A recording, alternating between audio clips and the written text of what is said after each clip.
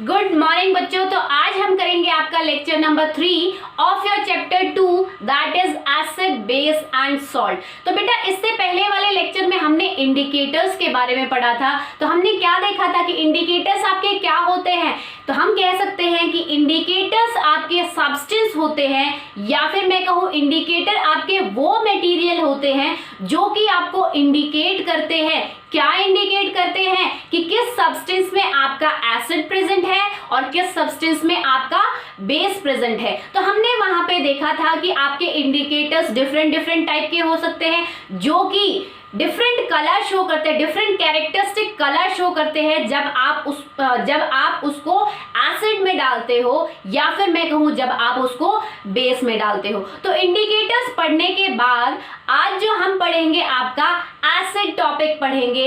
Acid के बारे में अब हम ब्रीफली पढ़ेंगे कि एक्चुअली में एसिड आपको कहाँ मिलता है, या मैं कहूँ एसिड आपके कितने टाइप के होते हैं, या मैं कहूँ कि एसिड जो है कैसी प्रॉपर्टी शो करते हैं, किसके साथ रिएक्शन करते हैं, या फिर एसिड आपको कहाँ कहाँ यूज होते हैं। तो हम स्टार्ट करते हैं आज का टॉपिक दैट इज एसिड। तो बेटा अब तक जो हमने लेक्चर में, इस चैप्टर के लेक्चर में एसिड के बारे में जो भी पढ़ा है वो अगर हम लिखें तो हम कह सकते हैं कि एसिड आर दो सब्सटेंस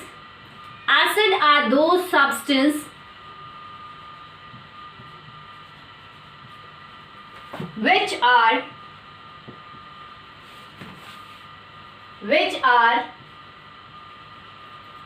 sour in taste।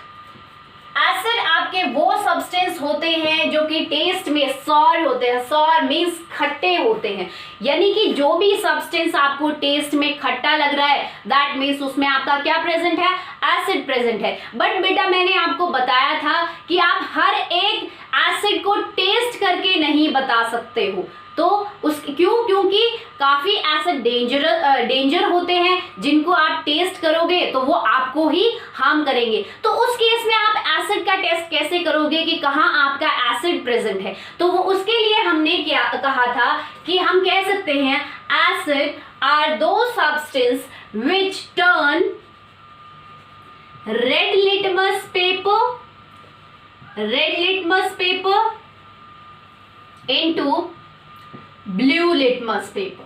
ठीक है, यानी कि जहां आप टेस्ट नहीं कर सकते हो एसिड को, तो उस केस में आप एसिड का प्रेजेंस कैसे टेस्ट करोगे। तो जब आप एसिड में ब्लू लिटमस पेपर डालोगे तो वो ऑटोमेटिकली किस में कन्वर्ट हो जाएगा, रेड कलर में। वो जो ब्लू लिटमस पेपर है वो रेड कलर का हो जाएगा, यानी कि क्या है वहां पे, उससे आपको इंडिकेट होगा कि वहां पे आपका क्या है, एसिड है। ठीक है बेटा, तो ये तो बात हो गई एसिड की, या मैं कहूँ एसिड की डेफिनेशन की बात हो गई। बट आपको एसिड मिलते कहाँ हैं। तो देखो बेटा एसिड जो है, अगर हम फर्स्ट केस ले कि आपको एसिड कहां से मिल सकते हैं, तो हम कह सकते हैं from minerals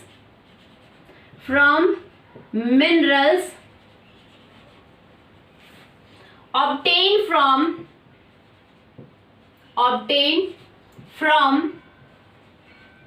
earth crust। that means जो आपको मिनरल्स मिलते हैं अर्थ क्रस्ट में से, उनसे भी आपके एसिड बन सकते हैं, या फिर उनसे भी आपको एसिड मिल सकते हैं। अब आपके मिनरल्स क्या होते हैं बेटा, आपको पता होगा कि आप जो जैसे आपको अर्थ क्रस्ट में से आपको गोल्ड मिलता है, गोल्ड मेटल मिलता है, या मैं कहूँ सिल्वर मिलता है, या मैं कहूँ प्लेटिनम जो मिलता है। जब आप अर्थ क्रस्ट खोदते हो तो आपको ये जो मेटल मिलते हैं, क्या वो आपको प्योर फॉर्म में मिलते हैं, नहीं। कभी भी जो भी मेटल है या फिर मैं कहूँ नॉन मेटल है जो कि आपको अर्थ क्रस्ट से मिल रहा है, वो कभी बेटा आपको प्योर फॉर्म में नहीं मिलता। वो हमेशा किसी ना किसी अदर सब्सटेंस के साथ कंबाइन होके आपको कंबाइंड फॉर्म में मिलता है। तो चाहे वो अदर सब्सटेंस इम्प्योरिटी हो, चाहे वो अदर सब्सटेंस नॉन मेटल हो, चाहे वो अदर सब्सटेंस मेटल हो। ठीक है, तो आपको हमेशा अर्थ क्रस्ट में से जो भी मेटल है या नॉन मेटल है वो प्योर फॉर्म में नहीं मिलता, हमेशा कंबाइंड फॉर्म में मिल सकता है। कंबाइंड चाहे वो इम्प्योरिटी के साथ हो रहा हो या किसी और सब्सटेंस के साथ हो रहा हो। फॉर एग्जाम्पल अगर हम बात करें आयरन की, कि अगर आपको अर्थ क्रस्ट से आयरन लेना है, आपको आयरन चाहिए, तो आप क्या करते हो कि आपने अर्थ क्रस्ट खोदा, अर्थ क्रस्ट को खोदा और आप खोदते गए फाइनली आपको आयरन मिल गया। नहीं, कभी भी आपको मेटल है या नॉन मेटल है प्योर फॉर्म में नहीं मिलता, मैंने अभी आपको कहा था। तो हम जानते हैं कि आयरन का फॉर्मूला क्या होता है, Fe, बट आपको जो आयरन है इस फॉर्म में नहीं मिलेगा। हमेशा अर्थ क्रस्ट में जो आयरन प्रेजेंट होता है वो हमेशा Fe2O3 फॉर्म में प्रेजेंट होता है। तो यहाँ पे आप देख सकते हो कि जो आयरन मेटल है वो क्या है, किसी और सब्सटेंस के साथ कंबाइन है। तो अगर आपको इस सब्सटेंस में से क्या चाहिए, आयरन चाहिए, ये क्या है, बहुत बड़ा इसको हम बोलते हैं आयरन ऑक्साइड, ठीक है, इसको हम बोलते हैं आयरन ऑक्साइड। तो आयरन ऑक्साइड का आपको बहुत बड़ा सा टुकड़ा मिलेगा, बट उसमें से अगर आपको आयरन चाहिए तो आप कैसे ऑब्टेन करोगे, तो बेटा कैसे ऑब्टेन कर सकते हो कि जब हम ये जो ऑक्साइड पोर्शन है या फिर मैं कहूँ ये जो ऑक्सीजन पोर्शन है आयरन ऑक्साइड में से, अगर आप उसको रिमूव कर दोगे तो आपको क्या मिलेगा, प्योर आयरन मिलेगा। और इसको आप रिमूव कर सकते हो with the help of many techniques, जो कि हम आपकी हायर स्टडीज में 11th-12th में पढ़ेंगे कि आप जो आपको अर्थ क्रस्ट में से ऑक्साइड्स मिल रहे हैं या और कोई भी सब्सटेंस मिल रहे हैं, उसमें से अगर आपको प्योर मेटल चाहिए तो वो आप कैसे प्योरीफाई कर सकते हो। अब बात करते हैं, आप देख सकते हो कि आयरन ऑक्साइड जो है उसमें आपका क्या है, एक तो मेटल पार्ट है, आयरन क्या है आपका मेटल पार्ट है, और दूसरा आपका क्या है, नॉन मेटल पार्ट है, नॉन मेटल पार्ट है, ठीक है। तो हम कह सकते हैं कि आपका अर्थ क्रस्ट में जब भी आपका metal substance non metal substance के साथ कंबाइन होके एक कंपाउंड बनाता है, और वो कंपाउंड क्या कहलाता है, हमेशा मिनरल, ठीक है। तो अब मिनरल आपको पता चल गया क्या है कि अर्थ क्रस्ट में जब भी आपका मेटल पार्ट, मैं आपकी एनवायरमेंट की बात नहीं कर रही हूँ, I am only talking about earth crust. Earth crust की बात हो रही है कि अर्थ क्रस्ट में जब भी आपका मेटल पार्ट या metal substance non metal substance के साथ कंबाइन होगा और कंबाइन होके एक कंपाउंड बना रहा होगा, उस कंपाउंड को हम कहेंगे मिनरल। तो आप कह सकते हो कि मिनरल जो कि आपको अर्थ क्रस्ट से मिल रहा है उसमें क्या है, एक मेटल पार्ट है और दूसरा आपका नॉन मेटल पार्ट है, ठीक है। तो ये आपका क्या हो गया, मिनरल के बारे में पता चल गया आपको। तो मिनरल जो है आपको हमेशा ही अर्थ क्रस्ट से मिलेगा। हम कह सकते हैं मिनरल आपको कहां से ऑब्टेन होता है, अर्थ क्रस्ट से मिलेगा, ठीक है। तो हमारा क्या था कि हम देख रहे थे कि एसिड आपको कहां से मिल सकता है, फ्रॉम मिनरल्स, दैट इज जो मिनरल हमें कहां से ऑब्टेन हो रहे हैं, फ्रॉम अर्थ क्रस्ट। तो अर्थ क्रस्ट से मिलने वाले मिनरल से भी आपको एसिड ऑब्टेन हो सकता है। तो हम कह सकते हैं यहाँ पे काफी ऐसे एसिड्स हैं जो कि आपके कैसे बनते हैं, जो आपको अर्थ क्रस्ट से मिनरल मिल रहे हैं, उन मिनरल्स को जब आप जोड़ोगे या मैं कहूँ उनको जब आप कंबाइन करोगे तो काफी आपके एसिड्स बनते हैं। उन एसिड को हम कहते हैं मिनरल एसिड। तो हम कह सकते हैं मिनरल एसिड आपके क्या होते हैं, मिनरल एसिड। मिनरल एसिड क्या होते हैं बेटा, mineral acid are the acid that obtain from, या फिर मैं कहूं that are made up of minerals obtained from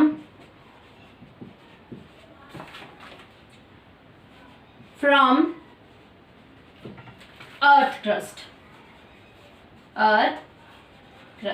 यानी कि अर्थ क्रस्ट में से आपको जो मिनरल्स मिल रहे हैं उन मिनरल से जो एसिड बनते हैं, ठीक है, मिनरल्स को जो कंबाइन करके आपके एसिड फॉर्म हो रहे हैं, उन एसिड को हम कहते हैं मिनरल एसिड। ठीक है, आपका जैसे नाम से ही पता चल रहा है, mineral acid means those acid which are formed from, या फिर those acid which are made up of minerals which are obtained from earth crust। ठीक है, अब मिनरल एसिड आपके कौन कौन से हो सकते हैं? फॉर एग्जाम्पल आपका जो HCl है वो भी एक मिनरल एसिड है। ये कैसे बनता है? आपके जो अर्थ क्रस्ट में हाइड्रोजन है वो कंबाइन जब होता है अर्थ क्रस्ट के क्लोरीन के साथ, तब जाके आपका क्या बनता है? Hydrochloric acid. अब बेटा आपका जो हाइड्रोजन जो है आपके एटमॉस्फेयर में भी प्रेजेंट होता है, आपको पता है किस फॉर्म में? हाइड्रोजन गैस के फॉर्म में। तो वहां आपका एसिड कैसे बनता है? जब आपके एटमॉस्फेयर में जो हाइड्रोजन गैस है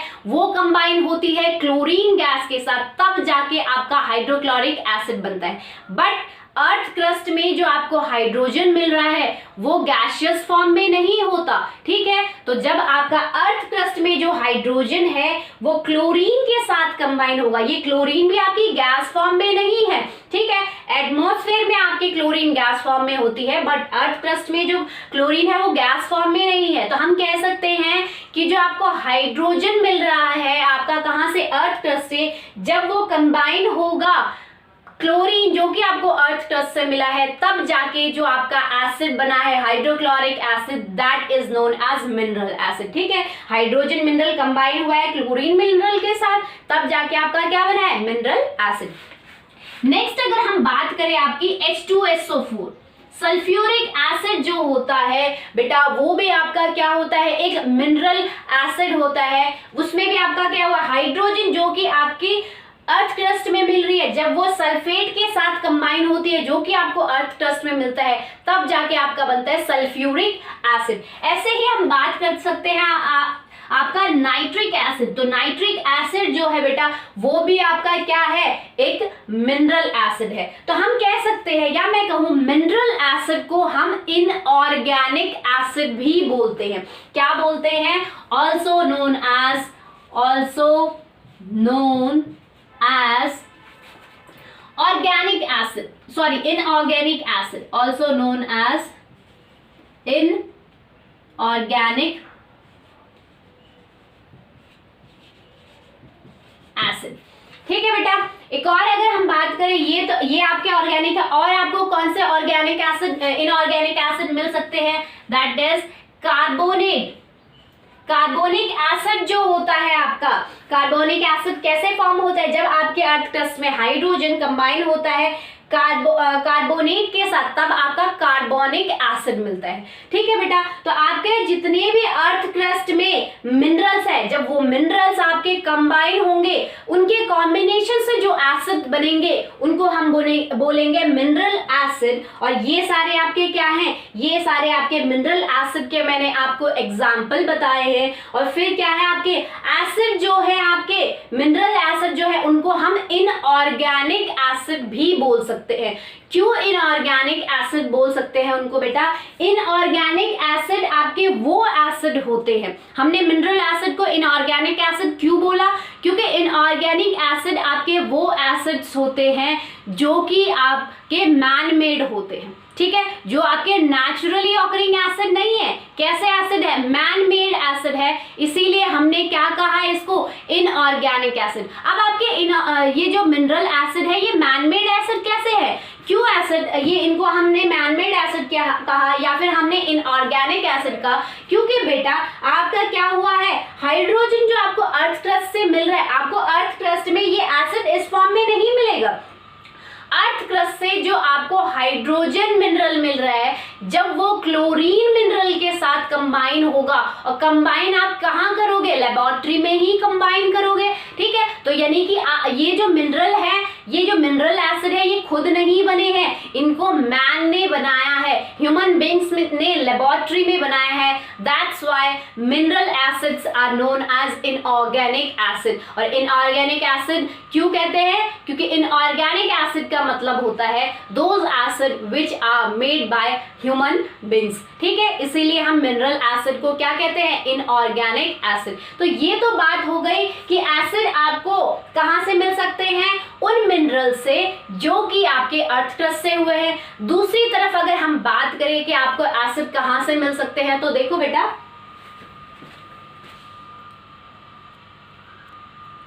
अगर हम सेकंड केस देखें कि आपको एसिड कहां से मिल सकते हैं, तो वो है आपका फ्रॉम नेचर, कि आपको एसिड नेचर से भी मिल सकता है या फिर नेचर में रहने वाले ऑर्गेनिज्म से भी मिल सकता है। ऑर्गेनिज्म में आपके क्या होते हैं? जितने भी लिविंग बीइंग है, दैट इज प्लांट्स, एनिमल और माइक्रो ऑर्गेनिज्म। तो हम कह सकते हैं कि आपके जो नेचर से मिल रहे हैं या फिर जो ऑर्गेनिज्म से जो एसिड्स मिल रहे हैं, उन एसिड को हम ऑर्गेनिक एसिड भी कहते हैं। क्या कहते हैं? Organic acid.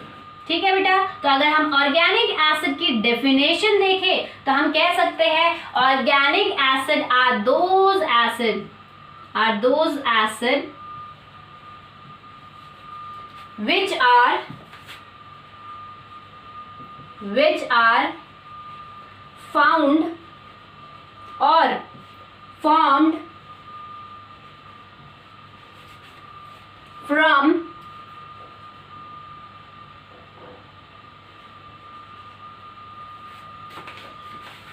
from naturally occurring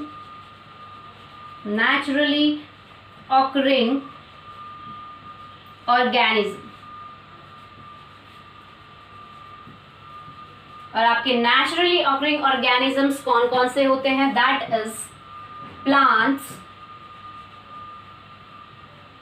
animals and micro organism.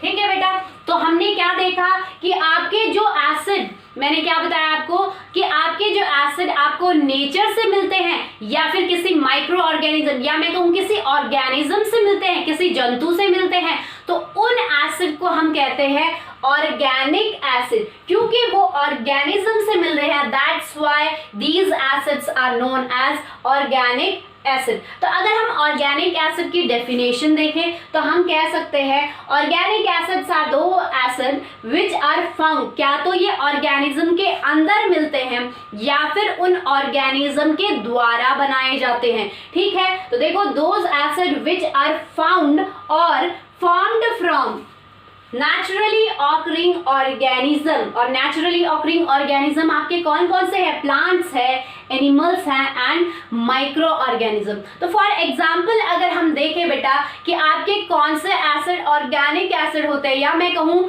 कौन से ऐसे एसिड है जो आपको नेचर से मिलते हैं या फिर प्लांट से मिलते हैं, एनिमल से मिलते हैं या फिर आपके माइक्रो ऑर्गेनिज्म से मिलते हैं। तो फॉर एग्जाम्पल आपका पहला है oxalic acid. Oxalic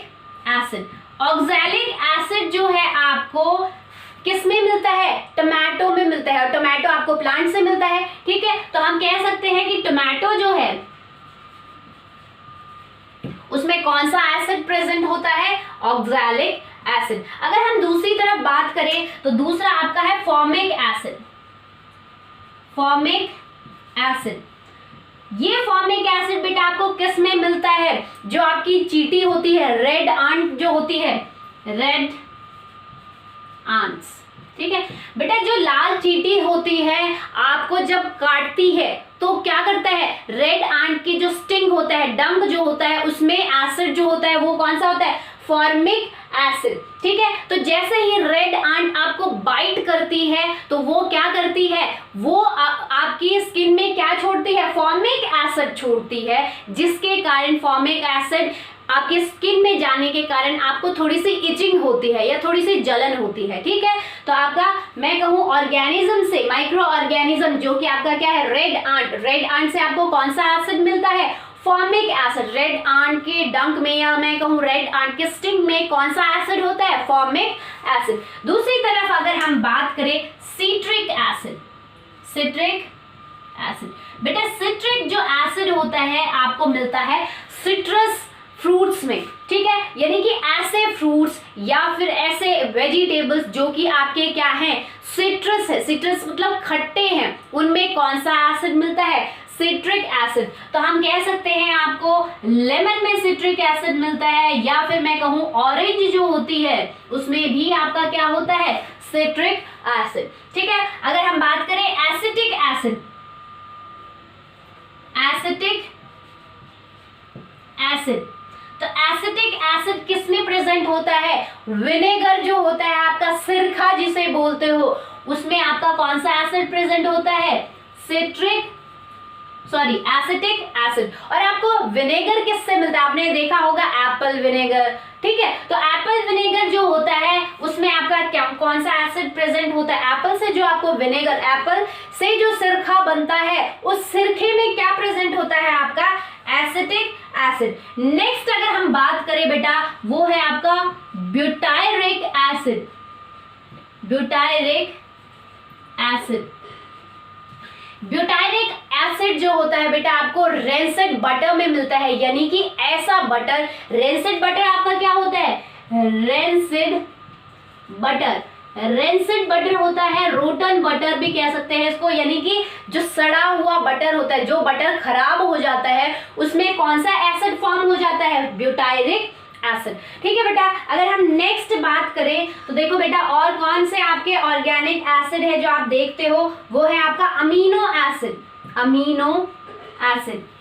amino acid जो होता है आपका प्रोटीन्स में मिलता है, ठीक है, प्रोटीन्स, ठीक है। उसके बाद यूरिक एसिड, यूरिक एसिड किस में मिलता है? जो आपका यूरिन होता है, यानी कि जो आपका पेशाब होता है उसमें जो एसिड प्रेजेंट होता है वो होता है यूरिक एसिड। तो सभी ऑर्गेनिज्म के यूरिन में कौन सा एसिड प्रेजेंट होता है? Uric acid. तो यूरिक एसिड कहाँ प्रेजेंट होता है? किसमें प्रेजेंट होता है? यूरिन में, ठीक है। नेक्स्ट अगर हम बात करें tartaric acid, tartaric acid, tartaric acid जो है बेटा किस में प्रेजेंट होता है? इमली में, ठीक है। इमली को हम क्या बोलते हैं? टेमरिन, ठीक है। तो टार्टरिक एसिड प्रेजेंट होता है टेमरिन में, ठीक है।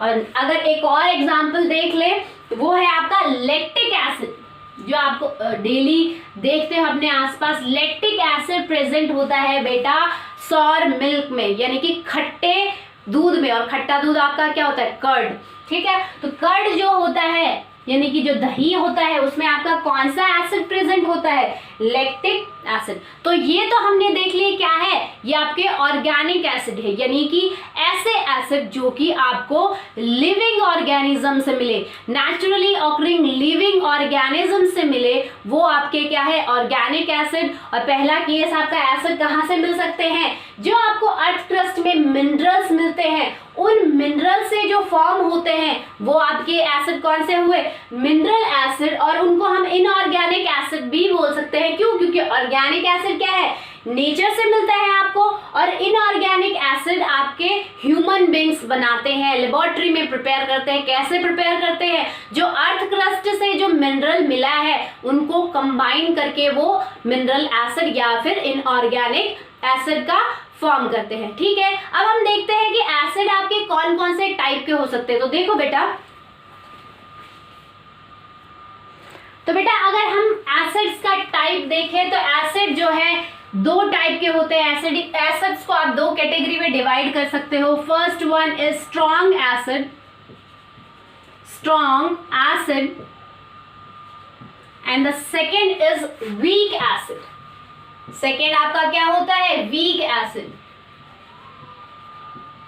ठीक है। स्ट्रॉन्ग मतलब ऐसे एसिड जो बहुत ज्यादा डेंजरस है, जो बहुत ज्यादा स्ट्रॉन्ग है, उनको हम बोलते हैं स्ट्रॉन्ग एसिड। और जो आपके यूजुअली खाने पीने में प्रेजेंट होते हैं, यानी कि आपके क्या है? डेंजर नहीं है, जिन एसिड्स को आप खा सकते हो या ड्रिंक कर सकते हो, those acids are weak acid. तो बेटा जितने भी आपके इनऑर्गेनिक एसिड है या फिर मैं कहूं जितने भी आपके मिनरल एसिड है वो आपके क्या होते हैं, स्ट्रॉन्ग एसिड। तो all mineral acids are strong acid except एक एक्सेप्शन है आपका किसमें, मिनरल एसिड में, कि एक जो आपका कार्बोनिक एसिड मैंने आपको बताया था वो क्या है आपका मिनरल एसिड होते हुए भी वीक एसिड है। बाकी सारे जितने भी आपके मिनरल एसिड है, जितने भी आपके एसिड ह्यूमन बीइंग बनाते हैं वो सारे आपके क्या है, स्ट्रॉन्ग एसिड है। तो except carbonic acid, carbonic acid क्या है, वीक एसिड है। कार्बोनिक एसिड जो कि आपका क्या है, वीक एसिड है। ठीक है, तो हमने कौन कौन से बेटा आपके मिनरल एसिड पढ़े थे या कौन कौन से आपके इनऑर्गेनिक एसिड पढ़े थे। तो हमने पढ़ा था आपका सल्फ्यूरिक एसिड। सल्फ्यूरिक एसिड कैसा होता है, स्ट्रॉन्ग एसिड होता है। ठीक है, ऐसे ही हमने हाइड्रोक्लोरिक एसिड, ये सल्फ्यूरिक एसिड था। सल्फ्यूरिक एसिड आपका क्या होता है, स्ट्रॉन्ग एसिड होता है। ठीक है, नेक्स्ट अगर हम बात करें हाइड्रोक्लोरिक एसिड होता है, वो भी आपका क्या है, मिनरल एसिड है और बहुत ज्यादा स्ट्रॉन्ग होता है। ठीक है, नेक्स्ट अगर हम बात करें आपका नाइट्रिक एसिड, तो ये जो एसिड्स थे ये सारे क्या होते हैं, स्ट्रॉन्ग एसिड होते हैं। तो सारे जितने भी मिनरल एसिड है वो स्ट्रॉन्ग एसिड होते हैं, याद रखना है आपको, एक्सेप्ट कार्बोनिक एसिड। और कार्बोनिक एसिड का फॉर्मूला हमने क्या देखा था, H2CO3। तो कार्बोनिक एसिड कैसा है, मिनरल एसिड होते हुए भी वो एक वीक एसिड। अब बात करें वीक एसिड की तो हम कह सकते हैं all organic acid are weak acid, weak acid. तो जितने भी आपको ऑर्गेनिज्म से एसिड्स मिल रहे हैं, प्लांट से एसिड मिल रहे हैं, एनिमल से एसिड मिल रहे हैं या माइक्रो ऑर्गेनिज्म से एसिड मिल रहे हैं, यानी कि जितने भी आपको नेचुरली ऑकरिंग एसिड है जिनको आप ऑर्गेनिक एसिड बोलते हो वो सारे वीक एसिड है। तभी तो आपके क्या है, आप जैसे आपके लेमन में कौन सा एसिड प्रेजेंट है, सिट्रस एसिड, पर फिर भी आप लेमन को क्या कर सकते हो, खा सकते हो। ठीक है, ऐसे ही ऑरेंज को आप खा सकते हो। ऐसे ही अगर बात करूं दही जो है आपका, उसमें आपका क्या प्रेजेंट है, लैक्टिक एसिड, बट उसको भी आप नॉर्मली खा सकते हो। तो जितने भी आपके वीक एसिड है उनको आप इजीली खा सकते हो या फिर ड्रिंक कर सकते हो। बट जितने भी आपके स्ट्रॉन्ग एसिड है वो आपके क्या होते हैं, बहुत ज्यादा डेंजर होते हैं, जिनको आप आसानी से खा नहीं सकते या फिर ड्रिंक नहीं कर सकते।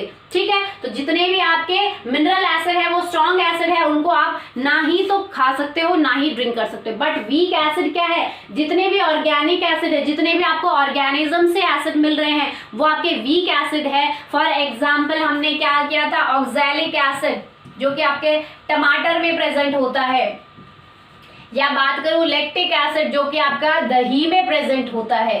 ठीक है, ऐसे ही एसिटिक एसिड जो कि आपका विनेगर में प्रेजेंट होता है, एसिटिक एसिड। अब विनेगर का क्या काम होता है, एसिटिक एसिड जो होता है जनरली आपका फूड स्टोरेज में हेल्प करता है। जैसे आपके अचार जो होते हैं, जितने टाइप के अचार होते हैं उनमें क्या होता है, वो ज्यादा टाइम के लिए स्टोर कर सको, इसीलिए उसमें एसिटिक एसिड डाला जाता है, दैट इज विनेगर डाला जाता है। ठीक है, तो विनेगर भी आपका क्या है, आप इजीली उसको खा सकते हो। ठीक है, अचार को आप खा सकते हो और अचार में कौन सा एसिड डाला जाता है, acetic acid, that is vinegar. ठीक है, तो ये तो बात हो गई आपकी वीक एसिड्स की। अब एक और बात आपको बता देती हूँ कि ये जो कार्बोनिक एसिड है ये भी वीक एसिड है, दैट मीन्स आप इसको क्या कर सकते हो, इसको भी खा सकते हो या पी सकते हो। तो कार्बोनिक एसिड आपका किसमें प्रेजेंट होता है, जितनी भी आपकी ड्रिंक्स होती है, कोल्ड ड्रिंक्स जितनी भी होती है उनमें जो फिज आती है, किसकी फिज आती है, कार्बोनिक एसिड की, या मैं कहूँ कार्बन डाइऑक्साइड की फिज आती है। तो जितनी भी आपकी ड्रिंक्स होती है उनमें प्रेजेंट होता है आपका कार्बोनिक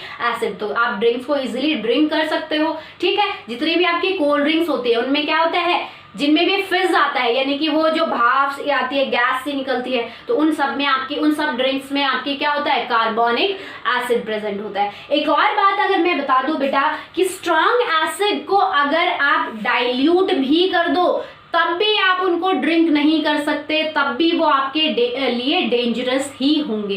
ठीक है, तो ये तो बात हो गई, आपको एसिड को दो कैटेगरी में डिवाइड कर सकते हो, that is strong acid and weak acid. अब अगर हम कंसंट्रेशन के बेस पे एसिड को डिवाइड करना चाहे तो आप कितने टाइप में डिवाइड कर सकते हो वो देखो। तो बेटा हम कंसंट्रेशन के अकॉर्डिंग भी आपके एसिड्स को डिवाइड कर सकते हैं इनटू डिफरेंट कैटेगरीज। तो हम पहले बात कर लेते हैं कि आपकी कंसंट्रेशन टर्म होती क्या है, उसका मतलब आपका क्या होता है। तो बेटा कंसंट्रेशन का मतलब होता है the amount of acid present in acid in water solution. ठीक है, कि जितना एसिड आपका एसिड वाटर सॉल्यूशन में जितना अमाउंट आपका एसिड प्रेजेंट है वही उसकी कंसंट्रेशन बताता है। ठीक है, तो इसको डेफिनेशन को समझने के लिए मैं आपको एक एग्जांपल देती हूँ। फॉर एग्जांपल कि आपने एक ग्लास वाटर लिया है, ये आपका ग्लास है, ठीक है, इसमें आपने क्या डाला है, वाटर डाला है। ठीक है, इसमें आपने क्या डाला है बेटा, लेमन की कुछ ड्रॉप्स डाली है। ठीक है, लेमन वाटर की, नींबू की कुछ ड्रॉप्स डाली है, या मैं कहूँ लेमन की कुछ ड्रॉप्स डाली है। ठीक है, या मैं कहूँ 1 स्पून आपने लेमन जूस डाला है। इसमें क्या डाला है, लेमन जूस डाला है। तो अगर हम बात करें कि ये जो आपका सोल्यूशन है, ये आपका क्या है, लेमन सोल्यूशन हुआ। ठीक है, लेमन सोल्यूशन हुआ। ठीक है, तो लेमन सोल्यूशन की अगर हम बात करें तो ये जो लेमन सोल्यूशन है इसमें आपकी लेमन की कंसंट्रेशन कितनी है, अगर मैं बात करूं इस सोल्यूशन की, लेमन सोल्यूशन की कंसंट्रेशन कितनी है, दैट मींस उसमें लेमन जूस कितना प्रेजेंट है। यानी कि मैं पूछ रही हूं आपसे what is the amount of lemon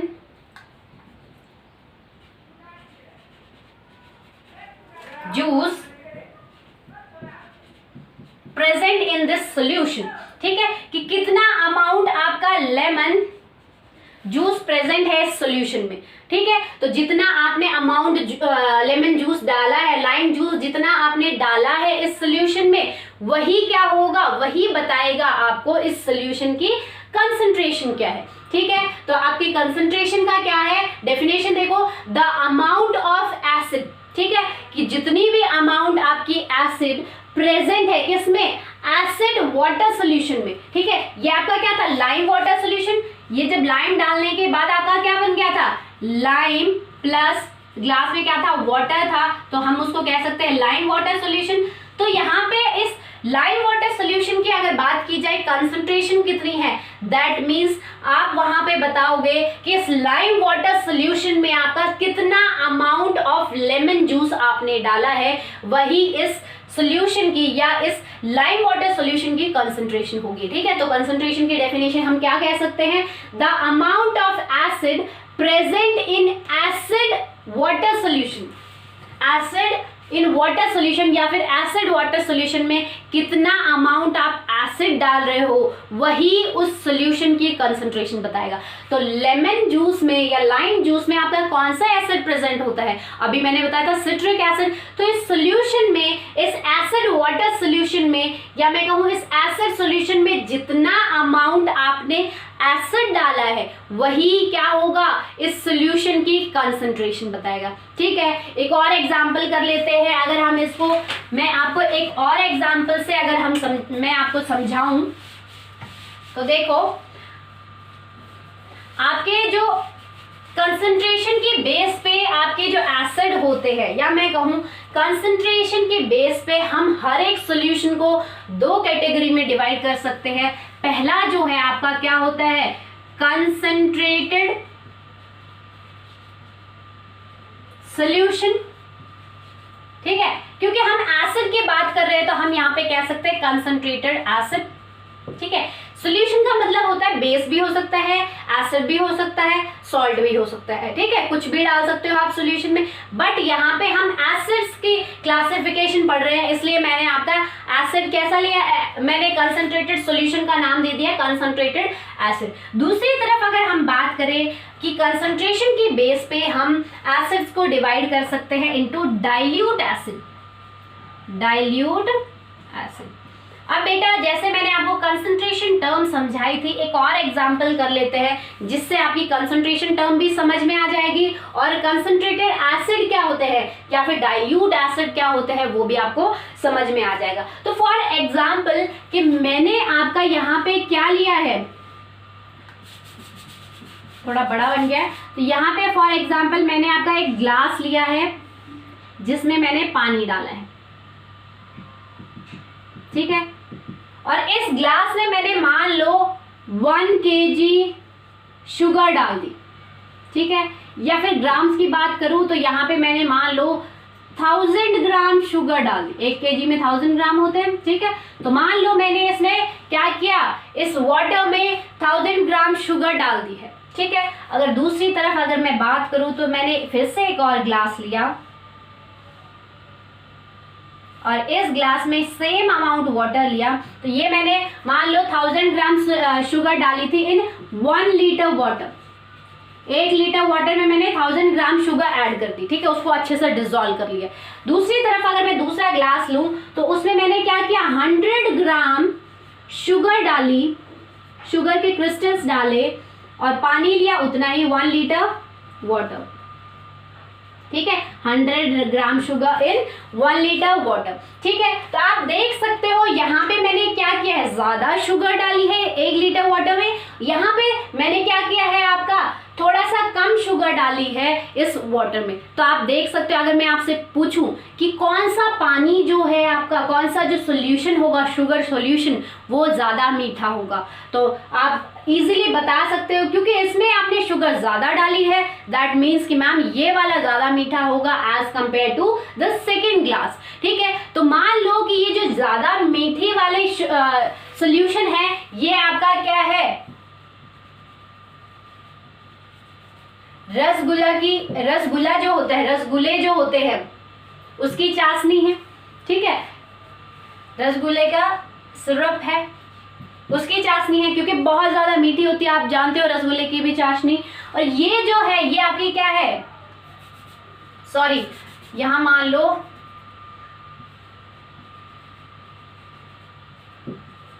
ये आपकी गुलाब जामुन की चाशनी है, ठीक है। दूसरी तरफ हम मान लेते हैं ये आपकी रसगुल्ला की चाशनी है, ठीक है। तो आप ये तो इजीली जानते ही हो कि एज कंपेयर टू रसगुल्ला चाशनी, गुलाब जामुन की चाशनी जो होती है ज्यादा मीठी होती है, ज्यादा उसमें क्या होता है शुगर होता है। तो अगर आप उन दोनों को डाल के देखो तो कौन सी ज्यादा गाढ़ी होती है, आपकी गुलाब जामुन वाली चाशनी थोड़ी थिक होती है, थोड़ी गाढ़ी होती है, थोड़ी ज्यादा मीठी होती है। बट रसगुल्ले की जो चाशनी होती है क्या होती है, बहुत ज्यादा पतली होती है, थोड़ी कम मीठी होती है as compare to gulab jamun चाशनी। तो हम कह सकते हैं उस सॉल्यूशन में या मैं कहूँ उस चाशनी में, किस चाशनी में, रसगुल्ले की चाशनी में शुगर का अमाउंट कम है, ठीक है, बट गुलाब जामुन की चाशनी में आपका क्या है, शुगर की अमाउंट ज्यादा है।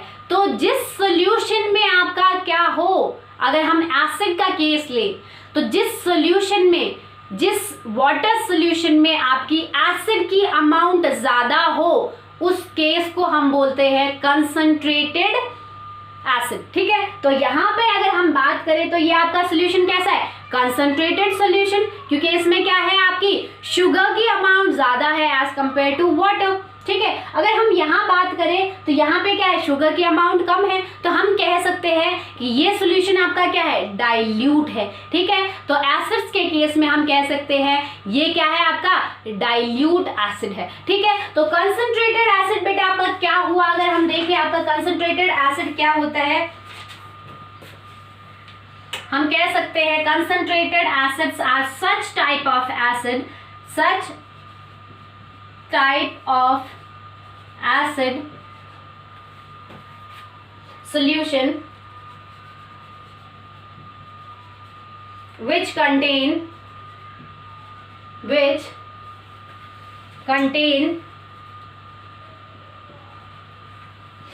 larger amount of acid in and less amount of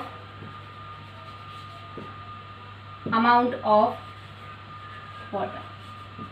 ठीक है, तो जैसे मैंने आपको इस जो ये शुगर सॉल्यूशन था इसको मैंने कंसंट्रेटेड कहा था, इसको मैंने डाइल्यूट कहा था, क्योंकि ये जो था ज्यादा मीठा था सॉल्यूशन, ये क्या था कम मीठा था, या मैं कहूँ ये जो चाशनी थी आपकी ज्यादा गाढ़ी थी। क्यों गाढ़ी थी? क्योंकि इसमें आपका शुगर का कंटेंट या शुगर की अमाउंट ज्यादा थी एज कंपेयर टू वाटर, और इससे कंपैरिजन जब मैंने किया तो इसमें क्या थी, शुगर की अमाउंट कम थी। ठीक है, तो हम कह सकते हैं कि ये जो शुगर सॉल्यूशन हुआ ये क्या है, कंसंट्रेटेड सॉल्यूशन है शुगर का, और ये आपका डाइल्यूट सॉल्यूशन है। तो एसिड्स की बात करें तो कंसंट्रेटेड एसिड, सेम अगर हम केस ले एसिड का कि जब हम वाटर में एसिड डिसॉल्व कर रहे हैं, ठीक है, तो अगर हम सेम केस ले एसिड्स का तो कंसंट्रेटेड एसिड वो एसिड होते हैं, उस टाइप के एसिड्स होते हैं, सच type of acid solution, acid का वो सॉल्यूशन कंसंट्रेटेड एसिड कहलाएगा जिसमें which contain larger amount of acid, जिसमें एसिड की अमाउंट ज्यादा हो और वाटर की अमाउंट क्या हो, लेस हो। जैसे कि इस सॉल्यूशन में शुगर की अमाउंट ज्यादा थी और वाटर की अमाउंट क्या थी,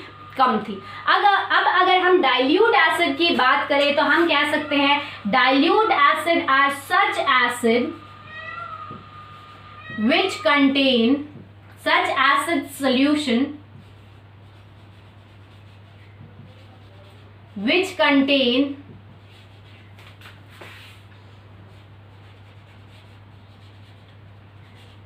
less amount of acid and more amount, या मोर की जगह आप कह सकते हो हायर अमाउंट ऑफ वाटर। ठीक है, तो बिल्कुल अपोजिट है आपका डाइल्यूट सॉल्यूशन। डाइल्यूट एसिड आपका क्या है, बिल्कुल सिमिलर होता है इस डाइल्यूट सॉल्यूशन की तरह। इसमें आपका क्या था, शुगर कंटेंट कम था, ठीक है, वाटर कंटेंट ज्यादा था, तभी तो ये कम मीठा था। ठीक है, तो हम कह सकते हैं कि ऐसे ही डाइल्यूट एसिड वो एसिड होते हैं जिनमें आपका क्या होता है, एसिड की अमाउंट कम होती है और वाटर की अमाउंट ज्यादा होती है। ठीक है, तो हम जितने भी एसिड यूज करते हैं, चाहे वो स्ट्रांग हो या वीक हो, हम उसका वाटर में सॉल्यूशन बनाते हैं। तो कंसंट्रेटेड एसिड आपके कौन से हुए, वो एसिड जिनमें, वो एसिड सॉल्यूशन जिसमें आपका क्या है, एसिड की अमाउंट ज्यादा है और वाटर की अमाउंट कम है। और दूसरी तरफ अगर हम बात करें डाइल्यूट एसिड की, तो डाइल्यूट एसिड बेटा वो एसिड है जिसमें आपका क्या है, एसिड की अमाउंट कम है और वाटर की अमाउंट ज्यादा है। तो कई बार आपने देखा होगा, हमने केमिकल रिएक्शन में भी ये कॉन्सेप्ट डिस्कस किया था। ठीक है, क्योंकि हम एसिड पढ़ रहे हैं तो इसलिए मैंने यहाँ पे ब्रीफली डिस्कस किया। आपने कई जगह देखा होगा कि यहाँ पे आपका लिखा है कॉन्क, CONC H2SO4, CONC.H2SO4, यानी कि वहां पे क्या है आपका, वहां है आपका कॉन्क मीन्स कंसंट्रेटेड का शॉर्ट फॉर्म होता है कॉन्क। ठीक है, conc H2SO4, conc sulphuric acid mean concentrated sulphuric acid. उसमें क्या होता है बेटा, उसमें एसिड की अमाउंट ज्यादा होती है और वाटर की अमाउंट क्या होती है, वाटर की अमाउंट कम होती है, लेस होती है। ठीक है, तो एसिड क्या होता है, मोर, और मैं कहूं वाटर क्या होता है, लेस इन अमाउंट।